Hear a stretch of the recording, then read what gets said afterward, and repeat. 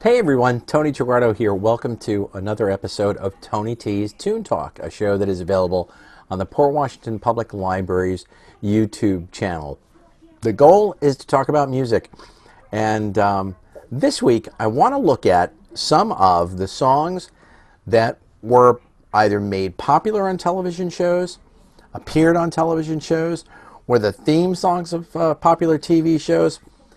These are songs that we heard on TV, and they became an important part of our pop culture.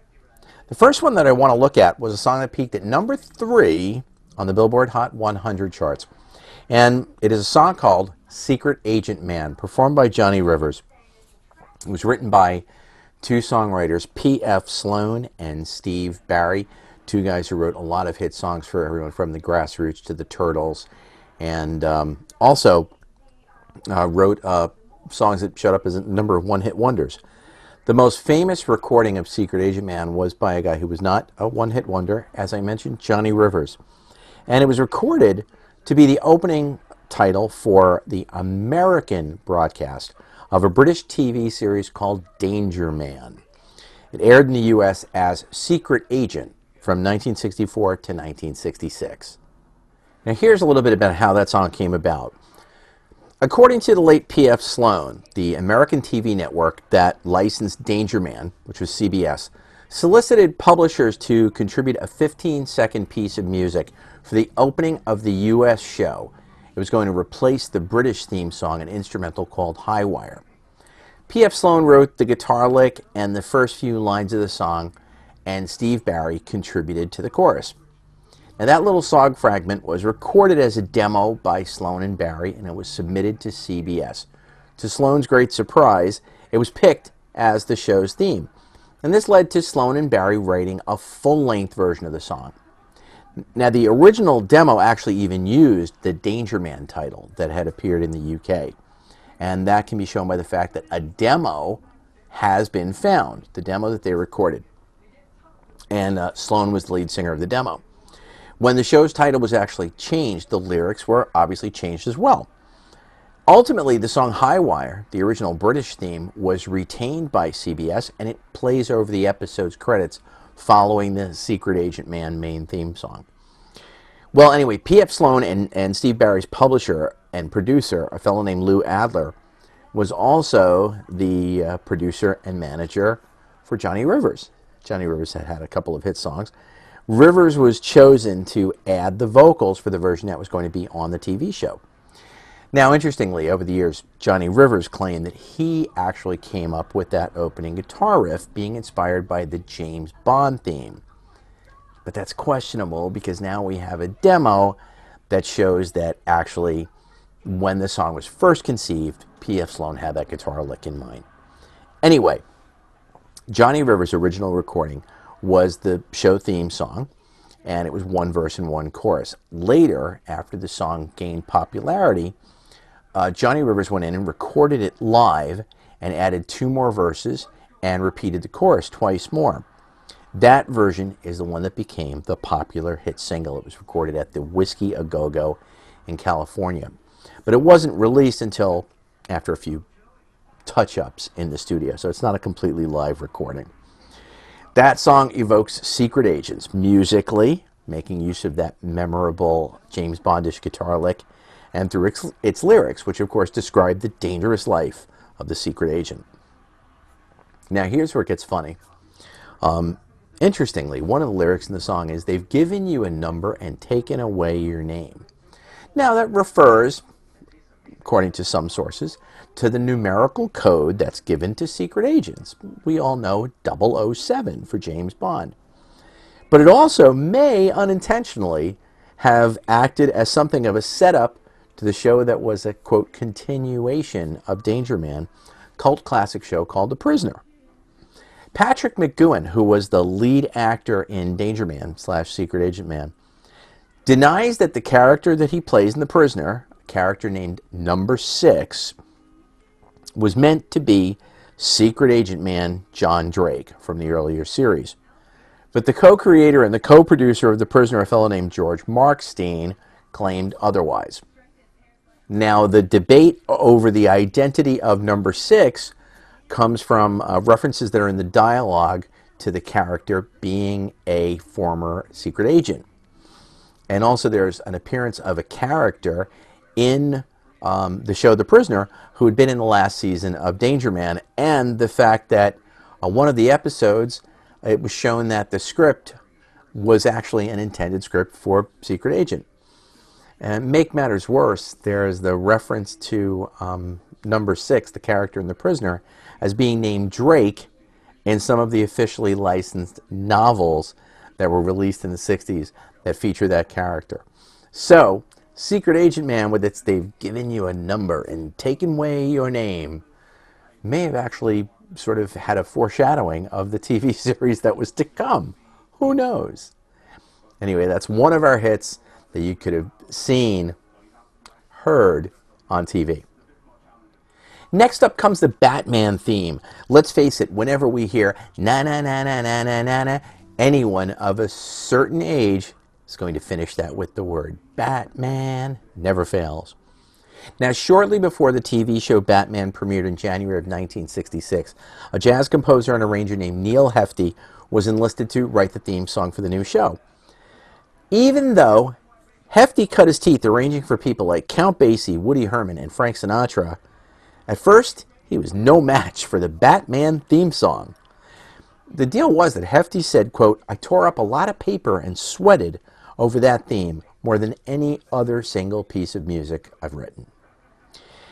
And it's reported that he even, at one point, almost gave up on writing the theme song altogether. What made it so difficult for him was the fact that he thought the show was way more nuanced than it may have seemed on the surface. Now, he said Batman was not a comedy. This was about unreal people. It was a fantasy. Batman and Robin on the show were really very serious. Bad guys would be chasing them down the block, and they would stop at a red light. They wouldn't break the law, even if it would save their own lives. So Hefti was saying there was a grimness, there was a self-righteousness about this, and I had to try to reflect it. Paul Hefti, Neil Hefti's son, told the New York Times after his father passed, he said he had to find something that would work with the lowest common denominator so that it would appeal to kids but wouldn't sound stupid. After a month of toiling with the song, Neil Hefti finally completed the soon-to-be iconic Batman theme. With its 12-bar blues progression and burst of horns, the theme song ended up being the tune that we all know and love today. And let's face it, we all always replicate that guitar riff ourselves with the na-na-na-na-na-na-na. Anyway, the series ushered in a whole new version of Batman and Robin, bringing sort of that campy aspect to it. But the theme really fit very well into contemporary musical landscapes. It had a similar thumping guitar riff to surf rock that was big at the time, like the Safari song Wipeout. And it swung a bit, too, like a Quincy Jones song, something like Soul Bossa Nova. And Hefti would soon realize that all of his hard work had truly paid off. The Batman theme would go on to earn Hefti a top 10 single and his only Grammy for the best instrumental theme. He won that in 1966. And in addition to all those accolades, the Batman theme has been recorded many, many, many, many times, including by, wait for it, the Kinks, Jan and Dean, and The Who. So, kudos to Neil Hefti for bringing us that inimitable Batman theme song. Another song that you heard on TV. The final theme song that I want to look at today is one that starts this way. I know you know the answer to the question. Who can turn the world on with her smile? Yeah. Anyone who had a television in the 1970s can easily answer that it was Mary Tyler Moore. And many folks could even add that Mary could take a nothing day and suddenly make it all seem worthwhile. It all comes from the lyrics of the Mary Tyler Moore theme song that was written by Sonny Curtis, Love Is All Around. That song helps to set the tone for a sitcom about a single woman making a go of it in the busy city of Minneapolis. Over the course of his 60-plus year career, Sonny Curtis had earned accolades for his incredible guitar playing with his good friend Buddy Holly as a member of the Crickets. And he is also the writer of another American classic, a one-hit wonder, I fought the law, and the law won. So Sonny Curtis was once asked about the song shortly after the passing of the leading actress in the show, Mary Tyler Moore. And he said that he remembered writing the song. He sat on the couch, took the guitar in his hand, and he just went for it. He had a friend who worked for the agency that managed Mary Tyler Moore, and he called Sonny Curtis and asked Sonny if he'd be interested in writing a song. Said that they're going to do a sitcom about her, and they needed a theme. So his friend went to Sonny with a 4-page treatment that one of the writers had prepared. It's basically a description of the show, more than a script. Didn't have a whole lot of information. Basically said that here's a young woman from the Midwest who gets jilted at the altar and then moves to the big city of Minneapolis, gets a job at a news station, and gets an apartment that she's obviously going to have a hard time affording. That kind of thing. Sonny Curtis said he wrote the song in 2 hours, called his friend back and said, well, now, who do I sing this to? His friend sent him to the legendary TV producer James L. Brooks, and he and Alan Burns were the executive producers of the show. So James L. Brooks took Sonny Curtis into a huge room, sat down and said to him, well, we're not quite ready to pick our theme song, but I'm going to give a listen to what you have to say. Sonny Curtis took out his guitar, played the song. After he was done, James L. Brooks said, could you play that again? Well, with that, James L. Brooks started inviting some more people to come in and listen. And Sonny Curtis said, by the time I was done, I'd played the song 10 times to a room full of people. So with that in mind, Sonny Curtis was pretty confident that he'd gotten the job. His song was going to be the one that was going to be used. It's significant to know that the song was indeed used. And the first season differed from the seasons that followed. The verse changed and the chorus changed a bit. The verse in the first show had the line, how will you make it on your own? Well, after the first season, the producer Alan Burns called Sonny Curtis and said, you know something, Sonny? I think we need a different set of lyrics because she's obviously made it. And at the very end of the song, when it says, love is all around, no need to waste it, you can have the town, why don't you taste it? At the end of the first season, he says, you might just make it after all. For the second season, that's changed to, you're gonna make it after all. Mary Tyler Moore indeed made it. The show was a huge success. And Sonny Curtis did fairly well. He actually retained the publishing to the song. So whenever the show was aired, Sonny Curtis did make a little bit of money. And he held the copyright, the publishing, with his friend Jerry Allison. And they shared in the publishing. Jerry Allison was another original member of the Crickets. And then finally, they sold a song when they were both in their 70s. And as Sonny Curtis said, it did very, very well for them. So, those are a few songs that you may have heard on TV, seen on TV. You saw them somehow.